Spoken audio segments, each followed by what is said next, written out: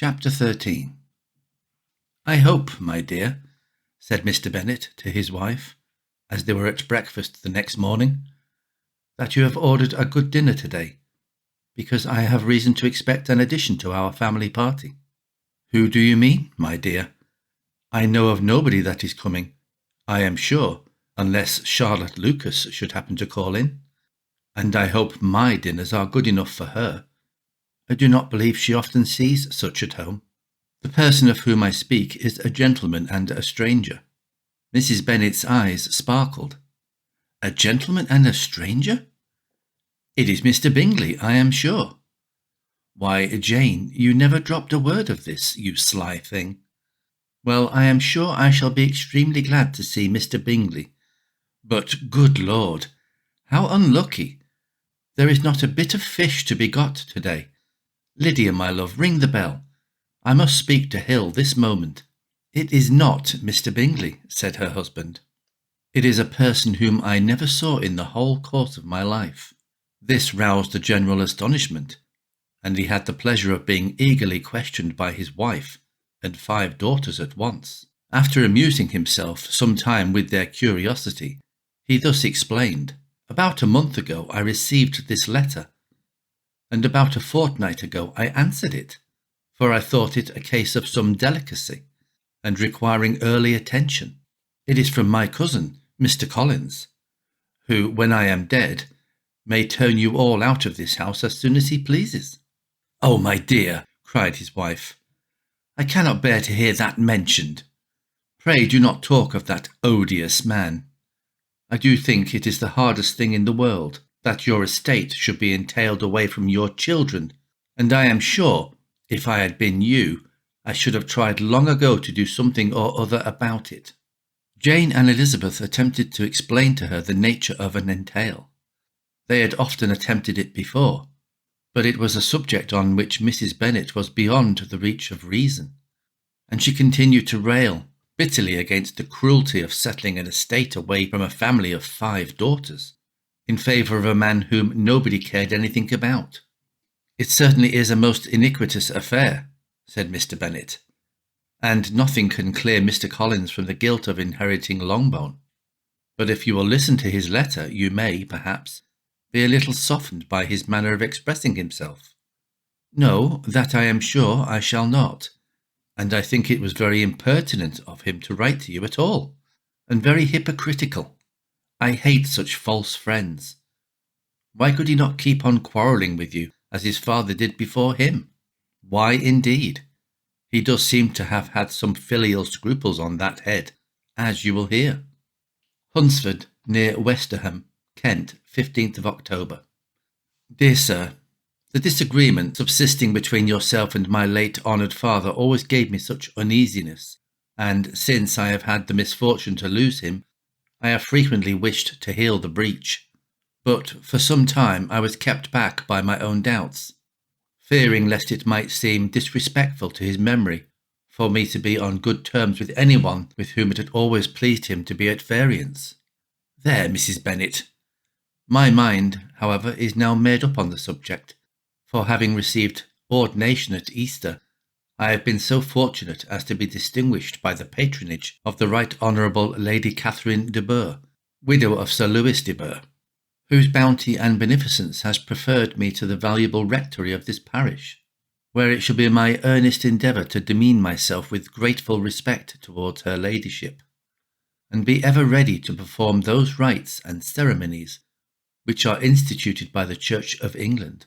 As a clergyman, moreover, I feel it my duty to promote and establish the blessing of peace in all families within the reach of my influence, and on these grounds I flatter myself that my present overtures of goodwill are highly commendable, and that the circumstance of my being next in the entail of Longbourn estate will be kindly overlooked on your side, and not lead you to reject the offered olive branch. I cannot be otherwise than concerned at being the means of injuring your amiable daughters, and beg leave to apologize for it, as well as to assure you of my readiness to make them every possible amends. But of this hereafter, if you should have no objection to receive me into your house, I propose myself the satisfaction of waiting on you and your family, Monday, November the 18th, by 4 o'clock, and shall probably trespass on your hospitality till the Saturday se'nnight following, which I can do without any inconvenience, as Lady Catherine is far from objecting to my occasional absence on a Sunday, provided that some other clergyman is engaged to do the duty of the day. I remain, dear sir, with respectful compliments to your lady and daughters, your well-wisher and friend, William Collins.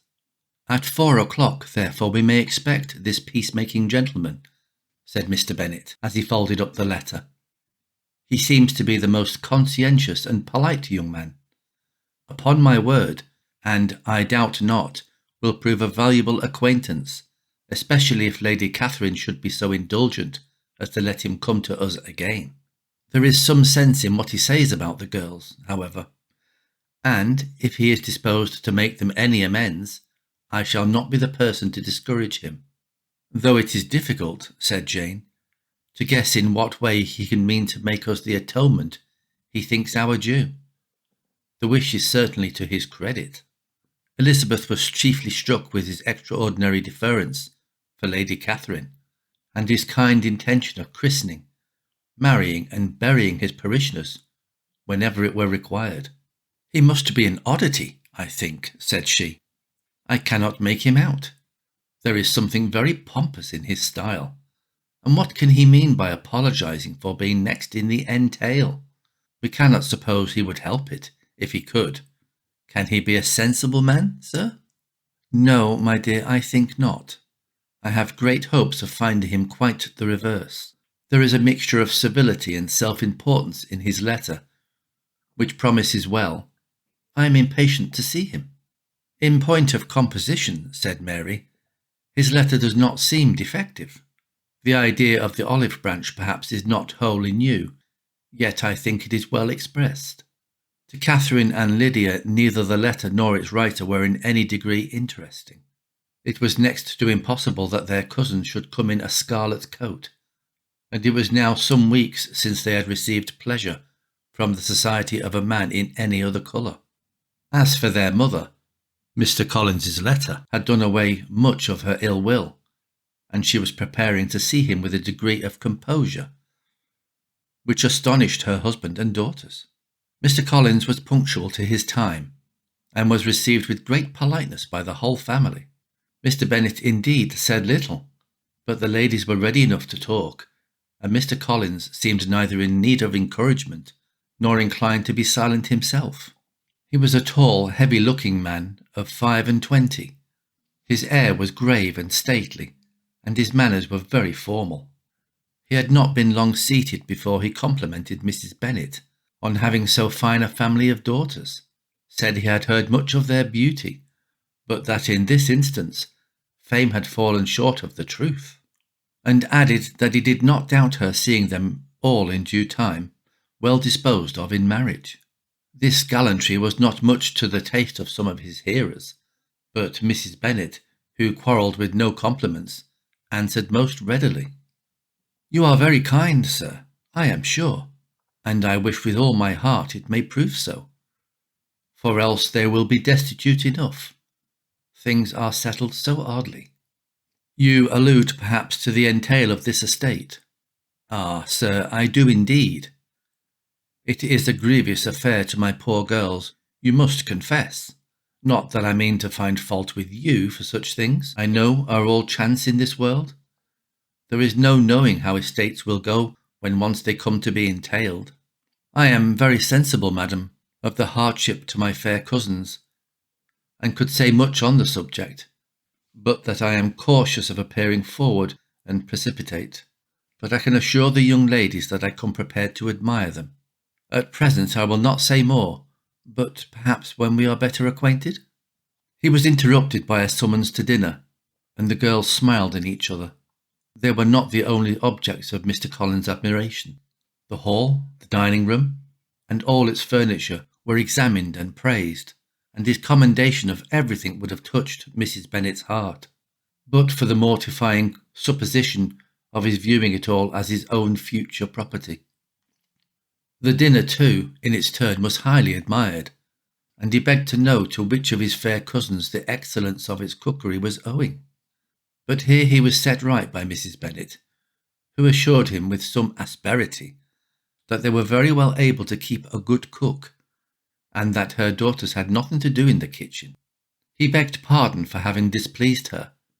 In a softened tone she declared herself not at all offended, but he continued to apologize for about a quarter of an hour.